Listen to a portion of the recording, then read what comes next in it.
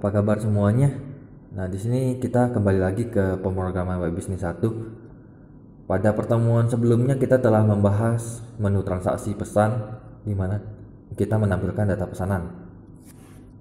Dan pertemuan sebelumnya kita telah membuat master pelanggan, barang, dan supplier, di mana setiap menu itu terdiri dari tampil, tambah, edit, dan hapus. Nah, untuk pertemuan ini kita akan membahas tentang bagian tambah. Untuk bagian tambah master itu kita simpan ke dalam satu tabel. Sedangkan untuk bagian pesan ini kita lihat dalam IRD-nya, itu relasinya adalah pelanggan melakukan pesanan itu one to many, kemudian pesan dengan barang itu many to many. Sehingga waktu kita membuat bagian tambah itu kita harus menyimpannya ke dalam dua tabel. Tabel yang pertama adalah tabel pesan, tabel yang kedua adalah tabel ada, dikarenakan satu pesanan itu terdiri dari banyak barang.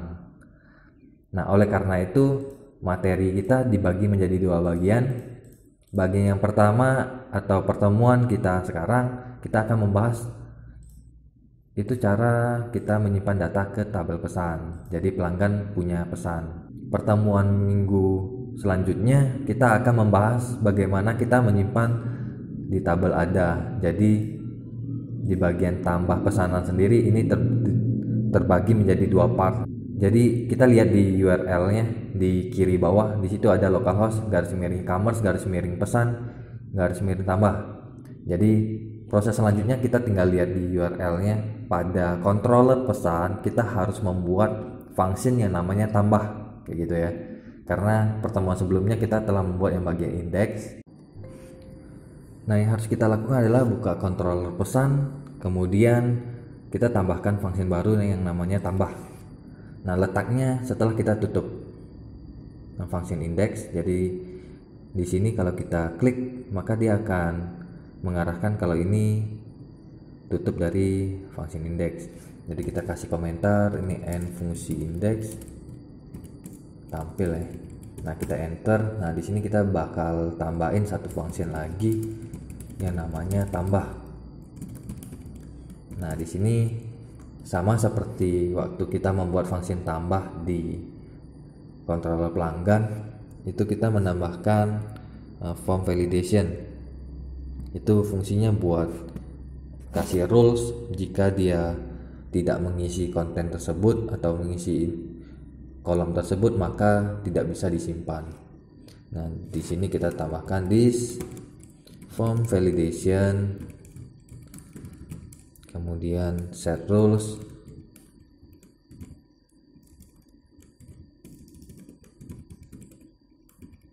Ini name dari kolom tersebut yang harus kita masukkan di sini. Itu apa yang wajib kita isi. Yang pertama itu total order, ini wajib kita isi.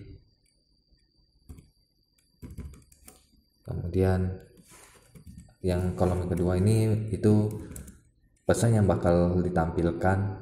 Jadi dia bakal muncul error total order, itu wajib diisi ketika dia simpan tanpa mengisi tabel atau kolom total order. Jadi kita tulis di sini require.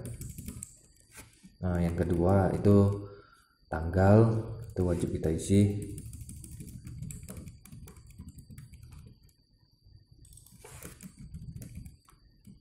Oke, jadi kita wajib mengisi dua inputan tersebut. Selanjutnya itu kita memberikan if. Kenapa kita harus memberikan if? Dikarenakan di sini ada dua kondisi. Yang pertama adalah kondisi ketika kita klik tambah pesanan, maka dia akan menampilkan form pesanan atau form yang harus kita input waktu memesan barang. Nah, kondisi yang kedua adalah waktu kita telah menginput isi daftar pesanannya kita klik pesan atau simpan, maka dia akan menyimpan data tersebut. Jadi kondisi yang pertama itu menampilkan form, Kondisi yang kedua adalah menyimpan isi dari form tersebut. Jadi di sini kita kasih if jika form validation itu jika kita run nilainya false atau kolomnya belum terisi, maka kita akan menampilkan nama form atau inputan yang harus diisi. Jadi di sini kita ambil data pelanggan,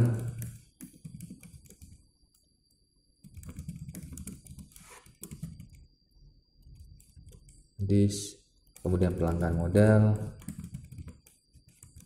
pelanggan model sendiri udah kita tambahkan di bagian konstruk pada pertemuan sebelumnya. Kemudian nama fungsinya adalah data pelanggan. Ini telah kita buat pada pertemuan sebelumnya. Jadi coba kita lihat di pelanggan model harusnya sudah ada fungsi data pelanggan dan bisa kita manfaatkan. Nah, di sini telah kita buat data pelanggan, jadi semua data pelanggan itu udah terambil di bagian function ini. Kemudian kita balik lagi ke pesan. Jadi satu kali kita membuat function, maka kita bisa memanfaatkannya ke seluruh project.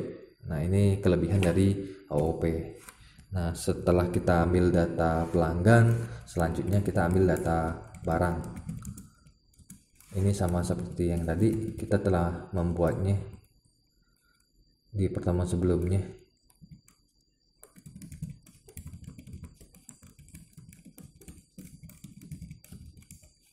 Nah, kemudian dua data tersebut akan kita lempar ke bagian view. Kita kasih variabel baru namanya data, tipenya array. Kemudian isi dari array ini adalah lokasi kontennya, itu ada di folder pesan. Kita beri nama tambah pesan. Kemudian array yang kedua itu berisi tentang data pelanggan.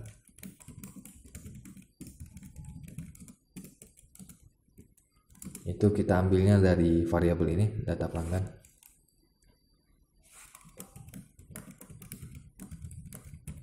Nah, kemudian yang ketiga adalah data barang yang bakal kita lempar.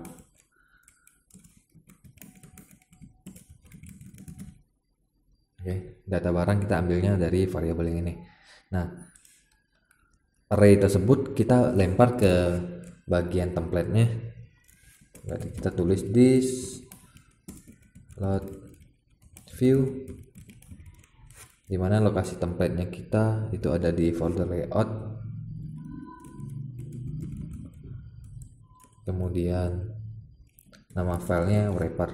Kemudian kita lempar isi datanya. Jadi ini kita lempar ke bagian view. Nah, selanjutnya kita buat bagian else-nya atau fungsi untuk nyimpannya. Jadi ini untuk menampilkan formnya, else itu untuk simpan ya, simpan ke tabel pesan. Oke, kita buat bagian simpan ke tabel pesan. Nah, di sini kita masukkan ke dalam array yang namanya data. Kita tulis array. Nah, ini yang bakal kita simpan isi dalam array tersebut. Nah, yang bakal kita simpan itu kolom pertama adalah nomor order.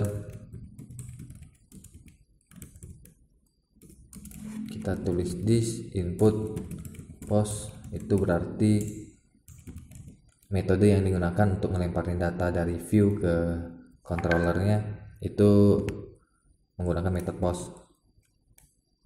Nah, di sini name-nya adalah nomor order.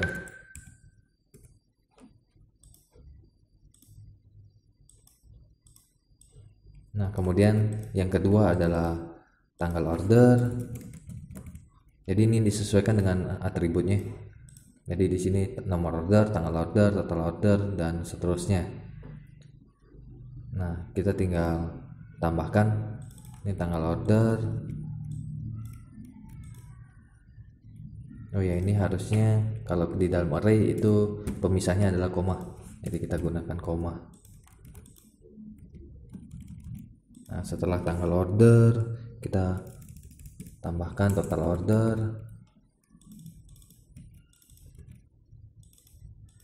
Yang keempat itu pelanggannya. Kemudian di sini ada nama, kemudian alamat, terus status.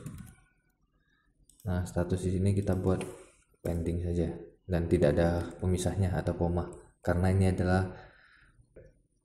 proses gitu ya. Jadi statusnya dalam proses. Nah, ini yang bakal kita simpan ke tabel pesan. Kita tulis this general model add new, jadi nama fungsinya add new. Nah, di sini ada dua parameter. Parameter yang pertama adalah nama tabelnya pesan, yang parameter kedua adalah arraynya. Nah, jika dia telah tersimpan, maka kita mengalihkannya ke halaman awal atau bagian tampil data pesan base URL. Jadi kita redirect ke base URL di mana controllernya itu pesan. Nah, di sini kita tulis n fungsi tambah. Jadi ini tutup dari fungsi tambah gitu ya. Kita simpan. Nah, sampai di sini controller pesannya kita udah selesai. Proses selanjutnya adalah kita membuat bagian tampilan untuk view-nya. Di sini kita tulis di folder pesan, nama kontennya itu tambah underscore pesan. Jadi di bagian view folder pesan kita buat file baru namanya tambah pesan .php, kita save. Nah, di sini kita buat kolom-kolomnya yang bakal kita input ke tabel pesan. Yang pertama adalah headingnya dulu. Headingnya kita buat rata tengah, jadi align center. Kemudian isi dari headingnya adalah tambah order, tutup heading 2. Kemudian kita buat form yang metode yang digunakan adalah post seperti yang kita tulis di bagian controller tadi. Actionnya ini adalah lokasi dari fungsinya, jadi lokasinya itu ada di, kita tulis echo base URL, kemudian nama controllernya itu pesan, kemudian fungsinya tambah, kita tutup. Nah, kemudian kita tutup formnya. Nah, di dalam formnya ini yang bakal kita masukkan inputannya. Kita pisahkan berdasarkan P atau paragraf. Di dalam paragraf ini terdiri dari dua bagian. Yang pertama label. Label ini fungsinya buat mudahin kita untuk tahu, oh ini kita wajib mengisi nomor order gitu. Nah, yang kedua itu bagian inputannya. Kita kasih tabnya text, kemudian kelasnya itu form control. Jadi form control ini bawaan dari Bootstrap untuk memperbagus tampilannya. Jadi kalau nggak ada kelasnya, dia bakal tampilannya itu bakal kotak gitu. Name-nya ini yang bakal kita lempar ke bagian controller, jadi kita sesuaikan dengan atributnya, nama order. Nah, sampai di sini kita udah ada satu inputan, kita tinggal copy dan ganti sesuai dengan atribut selanjutnya, tanggal order. Tab-nya kita ganti jadi date, kemudian kita tambahin lagi total order.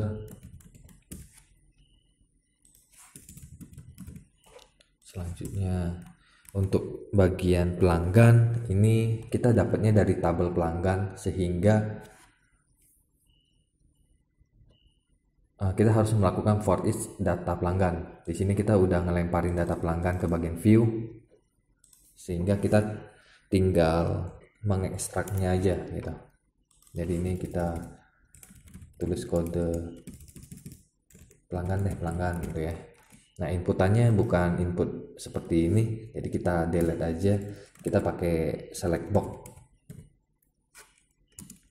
Name-nya itu kita sesuaikan dengan yang di atributnya, kd underscore pelanggan. Kemudian kelasnya kita sesuaikan dengan bootstrap-nya, itu kita isi form control. Nah, di dalam select ini berisi banyak option. Nah, option ini dapatnya dari data pelanggan, dari tabel pelanggan itu. Jadi di sini kita buka PHP karena bentuknya PHP. Kita ngelakuin if jika data pelanggannya nilainya true atau isinya itu ada di tabel pelanggan, maka kita lakuin for each atau perulangan. Pelanggan kita aliasin jadi row pelanggan. Nah, di dalam for each ini yang bakal kita masukkan option. Jadi option value ini yang bakal kita simpan. Jadi kalau kita pilih, yang disimpan adalah value-nya.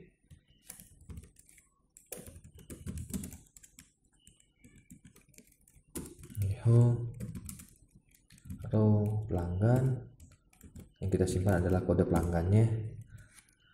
Nah, tapi yang bakal kita tampilkan adalah nama pelanggannya. Jadi kode pelanggan untuk disimpan, nama pelanggan untuk ditampilkan. Value udah ditutup, kemudian selanjutnya tutup dari option, kemudian ini tuh optionnya. Nah, di sini kita buat tag PHP lagi untuk menampilkan nama pelanggannya.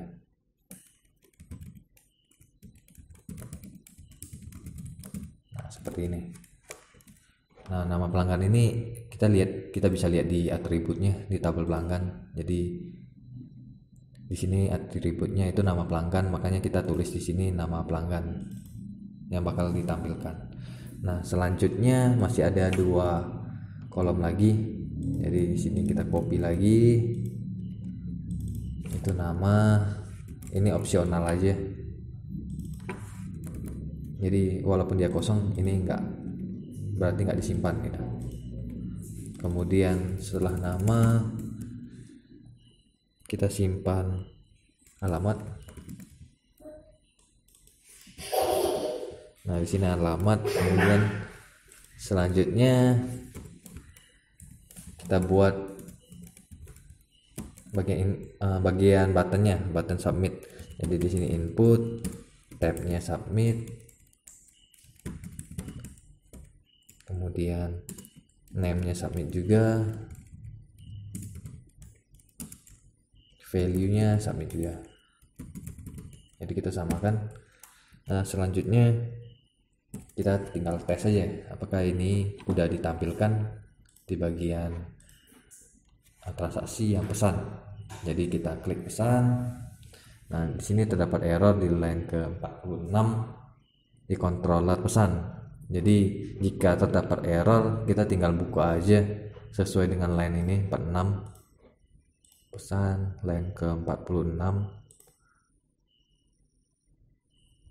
Nah, di sini kita kurang titik koma, kita simpan lagi, kita refresh lagi. Nah, kita klik tambah pesanan. Nah, di sini terdapat error di barang model line 25 kontrol pesan. Jadi kita buka kontrol pesan line 25. Nah, barang model. Ya, jadi terdapat kesalahan pada pertemuan sebelumnya. Jadi di sini pelanggan model harusnya yang lot ke-4 itu barang model. Jadi di sini kita ganti, kita simpan, terus kita refresh lagi. Nah, tampilannya itu seperti ini. Jadi pelanggan itu bisa kita pilih seperti itu. Nah, kita coba isi nomor order itu N002, tanggalnya kita bisa pilih, total ordernya berapa, pelanggannya contohnya Dona, nama opsional kita tes aja, tes alamat. Nah, kita simpan, klik submit. Nah, ini udah tersimpan gitu ya. Nah, coba kita buka tabel pesannya. Nah, ini udah tersimpan semuanya dalam proses alamat, tes, kemudian kode pelanggannya yang kesimpan, total order dan sebagainya. Nah, sampai di sini pertemuan. Nah, yang ke-13 yaitu bagaimana cara buat tambah transaksi pesanan. Kita lanjut ke part yang kedua.